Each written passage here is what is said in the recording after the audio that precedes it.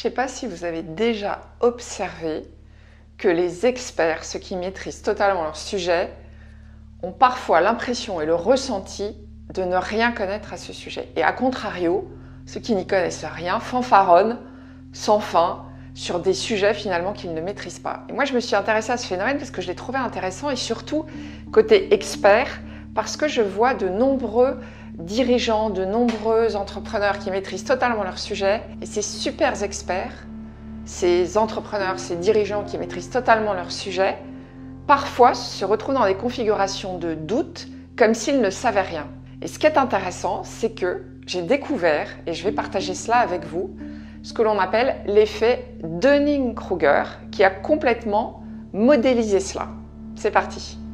Donc l'effet Dunning-Kruger, c'est aussi appelé l'effet de surconfiance. C'est un biais cognitif selon lequel les moins qualifiés dans un domaine surestiment leurs compétences. Cet effet a été démontré par une série d'expériences qui ont été menées par des psychologues américains, David Dunning et Justin Kruger, et ils ont réussi à modéliser la courbe que voici.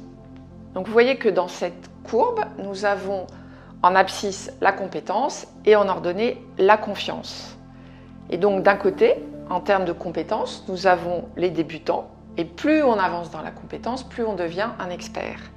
Et Dunning et Kruger ont observé par leurs études que les débutants sont dans une configuration de confiance absolue et qu'ils surestiment leur maîtrise des sujets.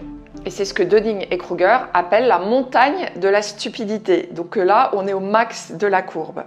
Et plus on avance en compétence, plus on avance dans la maîtrise d'un sujet, moins on a l'impression de maîtriser ce sujet. Et arrive ce down dans la courbe qui a été prouvée par Dunning et Kruger, que eux appellent la vallée de l'humilité. Puis, avançant peu à peu dans l'expertise, on arrive à un moment donné à ce qu'on appelle le plateau de la consolidation. C'est-à-dire qu'on peut puiser dans une véritable connaissance densifiée de l'expert. Et donc c'est très intéressant finalement de voir comment ils ont modélisé au travers de cette courbe l'engouement et quelque part la stupidité au début de la connaissance d'un sujet et comment petit à petit, après avoir passé un down logique, on peut arriver à ce plateau qui est un plateau de la maîtrise finalement. Et ce qui m'intéresse le plus finalement au-delà de cette courbe, c'est le corollaire de cette étude, c'est-à-dire que les experts, ceux qui maîtrisent le mieux leur sujet, ont tendance à sous-estimer leurs connaissances et à penser que ce qui est simple pour eux l'est aussi pour les autres.